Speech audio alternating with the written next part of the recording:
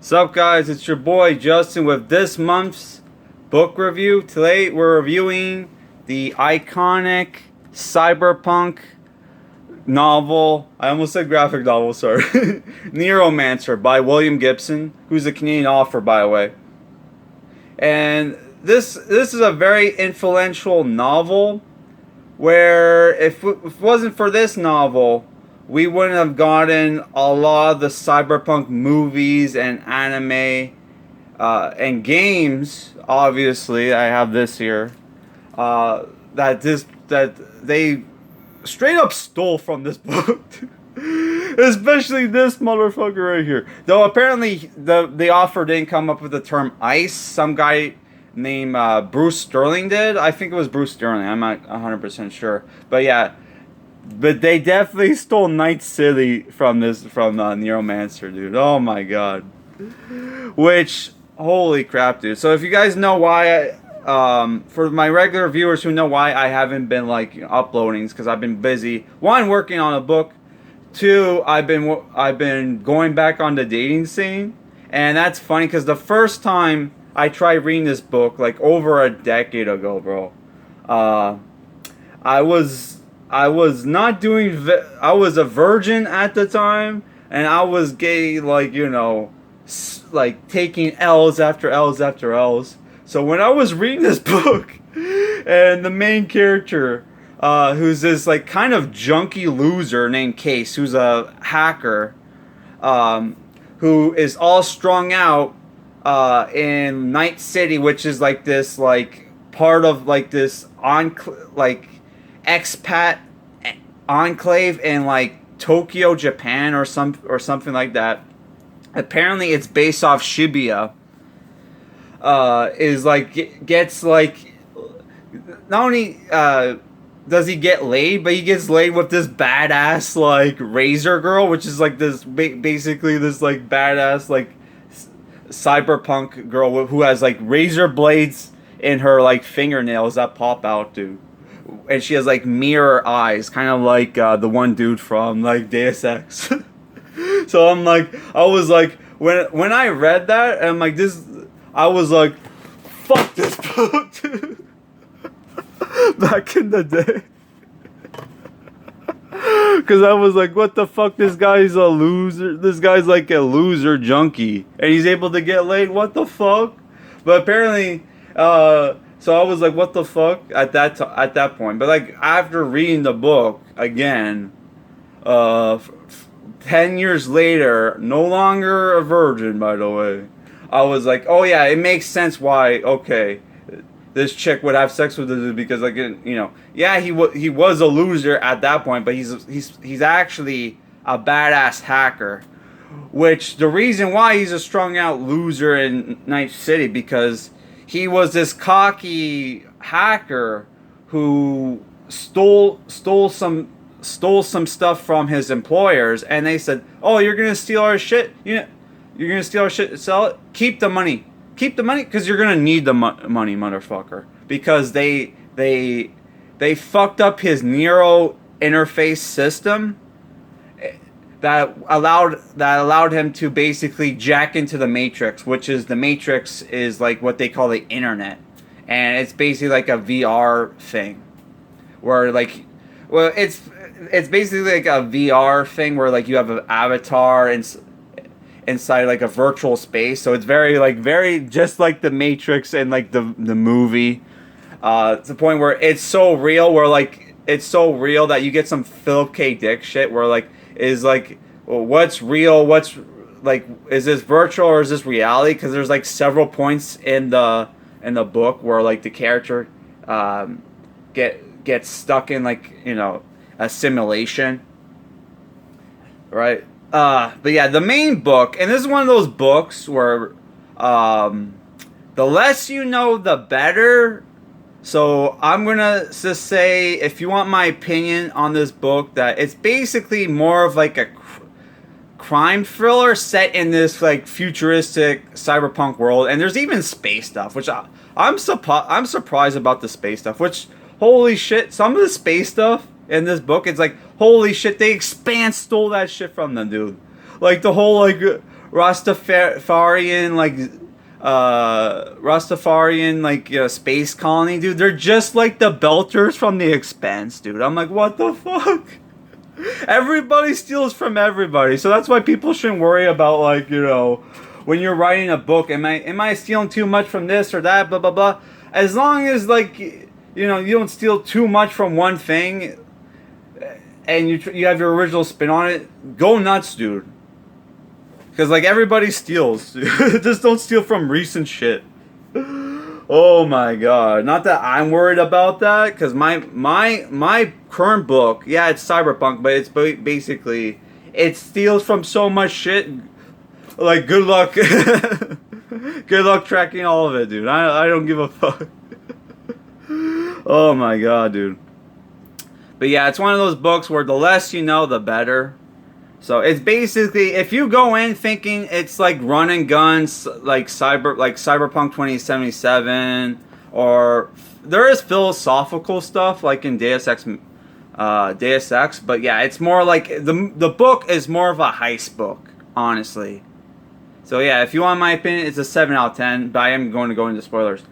So the book, basically what happens is that he gets recruited by this guy named Armitage, which is like a very, like, you know, how many Cyberpunk, you know, anime games or whatever where there's a character named Armitage. I can't even pronounce it, dude. Oh my god. Shadowrun, and obviously the Cyberpunk anime OVA series Armitage the Third, which if you haven't seen that, it's a really good OVA series where it's basically about people from Mars want to fix their population problem by creating like androids that have artificial wombs, but the feminist Earth government's like, fuck that shit, and it sends assassins to kill them all. Oh, because like Mars doesn't want to rely on Earth immigration to fix our population problem. So it's very like a political, like, left versus right, like, kind of thing. Oh, it's like Mars is like almost like an allegory for like Japan, and like the Earth government's like a allegory for like the West or whatever, dude.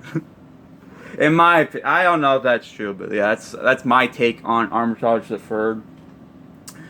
But yeah, the book is basically our main character gets recruited by this cyborg chick named Molly, who's working for this guy named Armitage, who's this badass ex-special forces guy who's working for an actual rogue AI who's owned by this mega corporation, owned by this rich family that may or may not be based off certain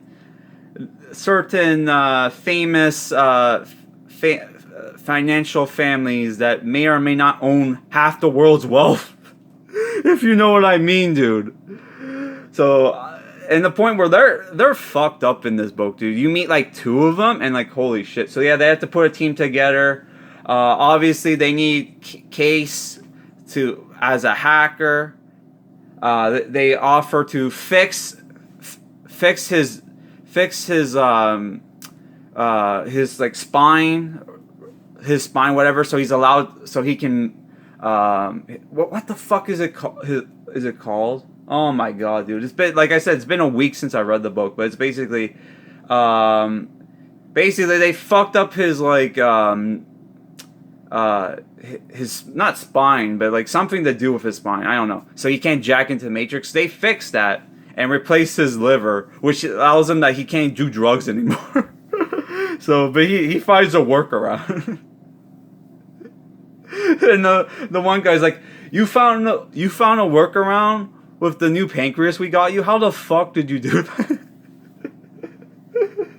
Oh my god, rich kids apparently. Oh my god. But yeah, they recruit Case because he's a hacker. They got Molly, who's like the muscle, and they recruit this one guy, this psycho guy from Turkey. I forget his name. Who's like, basically he's he has his like skills is that he's basically Itachi from Naruto, where he can do like illusions and shit that are so real it fucks with people. And they need him to basically seduce the rich girl from the Mega Corporation so they can get into her like compound in this space colony that's like a tourism spot, so they can get in there and hack into their like mainframe, so like they can basically free the AI, because the AI that they're working for wants to be free from the mega corporation, corporation. And obviously they're like there's a point in the book where like the main character keeps seeing these free French teenagers, right, at the resort, and he keeps seeing them like, what the fuck is up with these teenagers, man? They're like everywhere, and only for it to turn out they're cops that have had like surgery that make them look young. They're like French cops who are like AI police, dude. And then they're like talking about how like AI, which I remember watching a video along this podcast where they had like these two like basically like Satanists, like experts on Satanism, dude. And they were talking about basically like AI is basically the same as fucking like, you know, demons and shit, like conjuring demons and shit. And they fucking mentioned that in this book, that it's like modern day, like demons, like AI or modern day demons, that if they're left off the leash, it'll create pandemonium, dude. So they mentioned that in this book, dude, and I'm like, what the fuck? Oh my god! And now it's like there's fucking AI everywhere. We're living in cyberpunk times, dude. Holy fuck, dude, that was crazy. But yeah, like also they have the idea of constructs in this book, where basically they have like kind of like AI simulations of dead people, dude, who was like a former mentor of Case, that Case works with in the Matrix, which he's like one of the best characters in the book, even though he's fucking dead. Oh my god, that guy was fucking awesome, dude. Like, he point where he's like, he talks to the AI. The AI will once in a while shows up as like a random person that they know, and like the AI like fucks off, right? And the dude's like, "Hey asshole, when am I getting my deal, dude?" Or like, "Hey asshole, what about my deal?" And the Case goes like, "What deal?" He's like, "You don't remember that thing I keep asking you?" He's gonna delete me, dude. Because even like the AI contracts was like, yeah, I'd rather be dead than like fucking exist as this fucking like, you know, basically a slave, dude. Oh my god. Just like in that shitty like sequel to The Wandering Earth, which I like the first one, but the second one's like, holy fuck, dude. It doesn't help that it's a prequel and that you know that one guy dies. Oh, it's like already dead or whatever. So yeah, sorry for spoiling that. But yeah, so the point, so yeah, if you're gonna read this book expecting like lots of run and gun action, you're not gonna get that, bro. But I did enjoy the climax. The climax was pretty good. Especially I like the scene where they're at the basically fucking the Rothschild like compound or whatever. And the Rothschild chick has like a cyber ninja, which the psycho, they're gonna try to kill the psycho guy, the Genjutsu master, and she tells him like, yo, kill that one dude. He's boring, that's the greatest sin you can be to a girl, is boring, by the way. And he goes to kill him. And the dude's weapon is that he's a archer, right? Japanese archer. So he has bow and arrow. And the dude like uses his genjutsu to blind him, right? And the guy's like super cocky. He's like, you guys can't kill me now. Now you guys are fucked. And the guy, despite the fact that he's blind, he goes to reach for the bow and arrow. Is like, "What the fuck you're doing? You're blind!" And the chick is like, "Yeah, he's a Zen archer. We used to blindfold him and make him shoot targets all the time." And the guy's like, "Oh fuck!" He just runs off. Runs while the guy goes to chase the guy. The cyber ninja's fucking blind and goes off to chase him, dude. He's like, "What the fuck?" That's like the most badass scene in the book, by the way. Yeah, there's not. Yeah, if you're expecting, is there any scenes where the main character's a badass? No. Most of the scenes where people are badass is either Molly, the cyberpunk razor girl, and that scene, dude. But yeah, there are some cool scenes with Case, but yeah, which they don't describe what Case looks like until like the end of the book, by the way. So I'm like, what the fuck, dude? By the way, the one chick, Molly, gives her backstory, and it's basically the fucking plot of Johnny Mnemonic, that 1995 cyberpunk movie with Keanu Reeves. It's basically the same. Even the Johnny she's talking about has the same first name as, Johnny Mnemonic, obviously. And the only thing they changed is they changed that instead of like a dolphin, it was like a squid. But yeah, it's basically, Molly gives her backstory, and it's basically the plot of Johnny Mnemonic, dude. I'm like, what the fuck? Oh my god. Which Johnny Mnemonic, dude, if that movie had a bigger budget and had better, like, art design, that movie would have been fucking great. They really need to remake that movie, dude. Though, like, Dolph Lundgren as the, like, crazy, like, preacher, cyborg assassin was great. So, yeah, like I promised, I'm going to do a review for Longlegs right now. Which I heard that the hacks at Red Letter Media hate that movie. Like a lot of the pretentious fucking movie critics hated the movie. It's like, bros, you did not fucking get it, dude. The fucking teenagers. My movie theater was packed, and even the teenagers, dude. I was waiting for my ride back, and I was waiting outside the movie theater, and even the teenagers were like, fucking got the movie, dude. Holy fuck, dude. If dumb teenagers can like a slow burn, creepy art house horror film, then why are these critics? It's like the critics are such fucking contrarians that they always have to go the opposite of the fucking public, even when the public likes shit that they normally would fucking hate, dude. Holy fuck.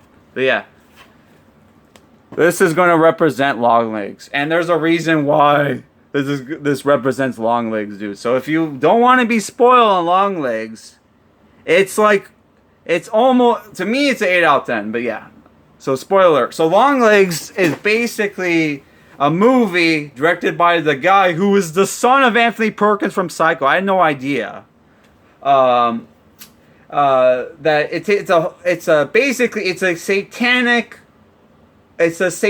panic psychological horror murder mystery film where basically the girl from It Follows is like a newbie FBI agent who is sent on her very first day. She gets sent on a manhunt with this other rookie where they're looking for this guy, and she's able to figure out just by looking around, able to figure out what house the guy's at, and her newbie partner gets killed, and she's able to catch the guy, and so the director of the FBI, who's like Agent Carter, who has a wife and kid, whose birthday is coming up. That's a very important plot point.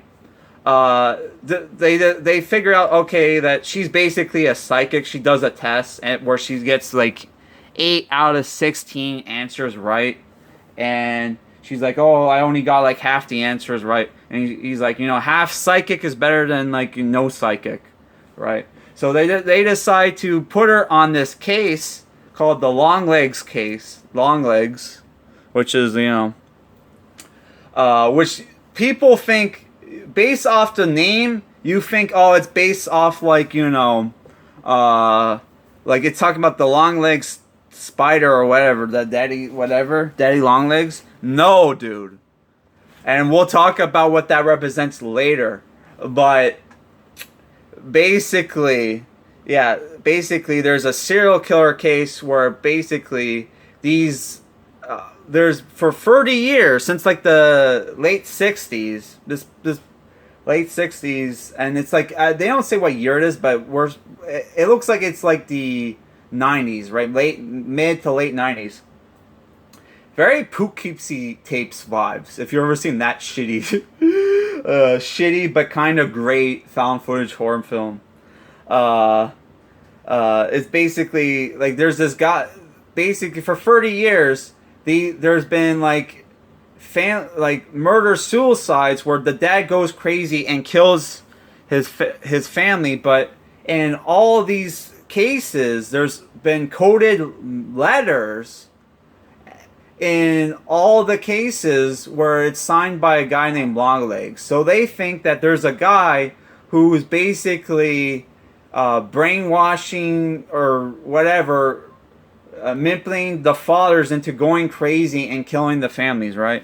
So and they decide, since we got this psychic girl, we're gonna have her do it. Which obviously the reason why they did it, because based off the profile, it's always close to the girls' birthdays. The guy, the main Agent Carter is like, his daughter's birthday is coming up, so obviously he's like, oh, what the fuck? He wants this case solved as soon as possible, right? Because like his family fits the profile, and they show you what Nicolas Cage looks like right away. He's this crazy like rocker guy, white hair, prosthetics, dude.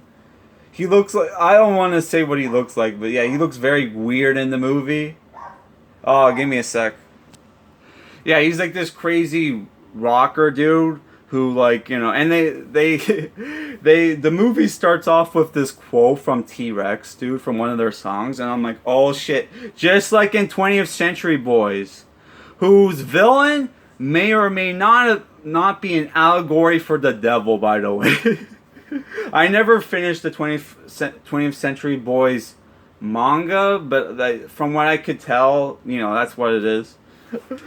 Oh my god, dude. So yeah, it's crazy. And like Nicolas Cage performance was great, but like Jesus Christ, dude, like the fucking teenagers, dude, because of the memes with Nicolas Cage, every time he did his like crazy screaming or whatever, which he does a couple times in the movie, they had the laugh out loud laugh, dude. It's like, what the fuck, you're ruining it.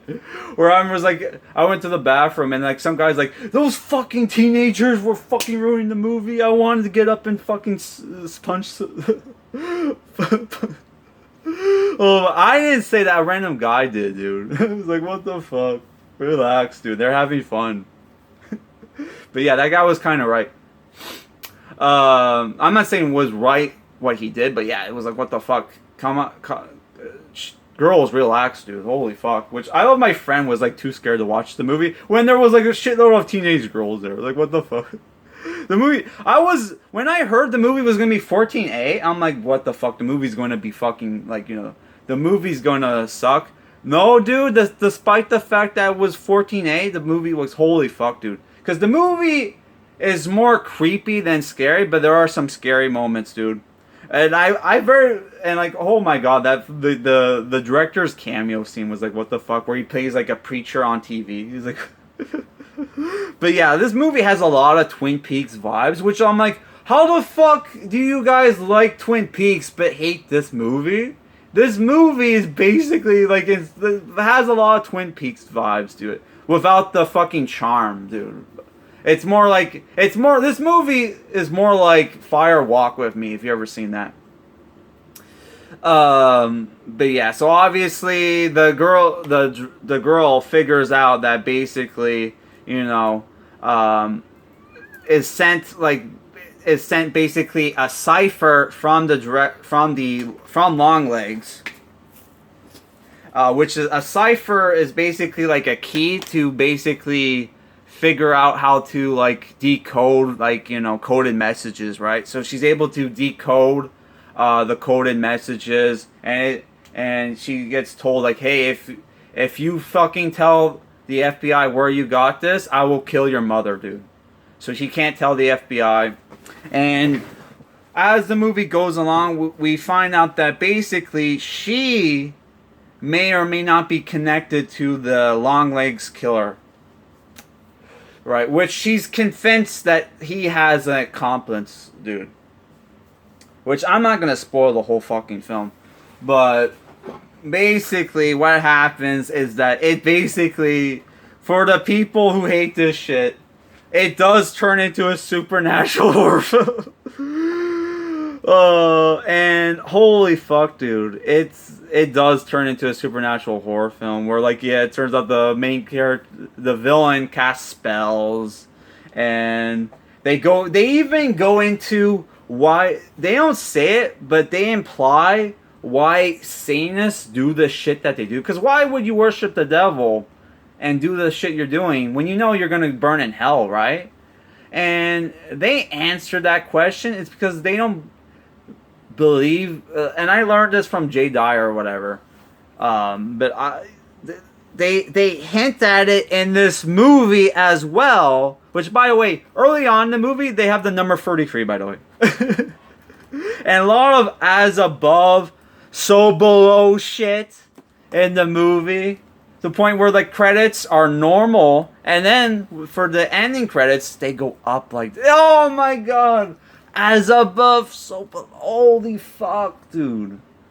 Oh my god. Which, if people don't know what that means, that means it's like they're trying to bring heaven to earth, dude. That's what that means. According to some people, I don't fucking know. Or they're trying to say like hell. One thing I heard is like heaven is the same as hell, according to the Satanists. I don't know if that's true, but whatever. There's a couple different interpretations of that fucking shit, and I'm shaking right now because we're talking about evil fucking shit. Oh my god! And I gotta go to work soon, so I gotta wrap up this review. But basically, I'm not gonna spoil the ending, but it's kind of obvious, the ending. But yeah, what happens? Basically, I'm gonna just talk about, okay, what does Longlegs represent? Why does he keep doing this over his face? And the reason he keeps doing that is because when they reference the devil like he's this big beast that rises from the sea with like 7 heads, and there's a crown in each head. So like the devil is basically has 3 forms in the Bible, right? He's like the unholy trilogy. And one of the forms is like the sea monster with the, infinite heads or whatever. So when he's like, and it rises from the sea, right? The infinite heads. So when he does this over his head, it's representing the devil, dude. So that's what the Longlegs means. It means like the devil, which he does the HS.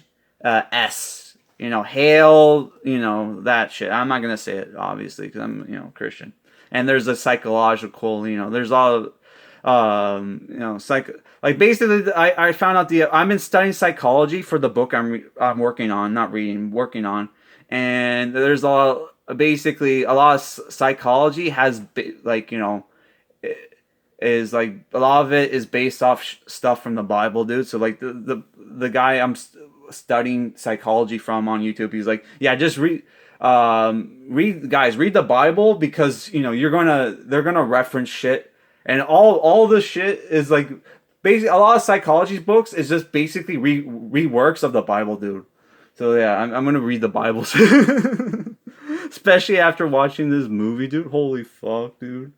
Holy fuck. But yeah, they even talk about why Satanists do the shit they do is because they don't think they're going to go to hell when they die. They think if they do certain things that the villain does in this movie, they're going to basically become gods, dude.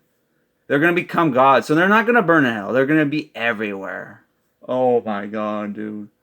And how creepy was when he says, like, who are you? And he's like, I'm a friend of a friend of a friend of a friend of a friend of a friend of the man from downstairs. from down below. Who's the friend that lives down in the stairs, or like down in the fucking the fucking holy shit, dude. Oh fuck, dude. And like people are gonna be like, the pretentious movie critics are gonna be like, well, just because it has like all this basis in like psychology and fucking religion, all that shit, does it make it good? And the answer is fuck yes, it does. It makes it high intelligent, dude. Especially they don't fucking point this shit out. You have to fucking read into it, dude. You have to read into it. You have to actually put your brain in motion, dude. Like the best art films are art films that make you think afterward and try to figure out what the fuck that movie was about, dude. Okay, so I gotta go walk the dog before I go to work. So yeah, that's it for this movie review, guys. Peace out. Bye. Read this book, by the way. It's pretty good. Read that book too. Bye. That fucking close.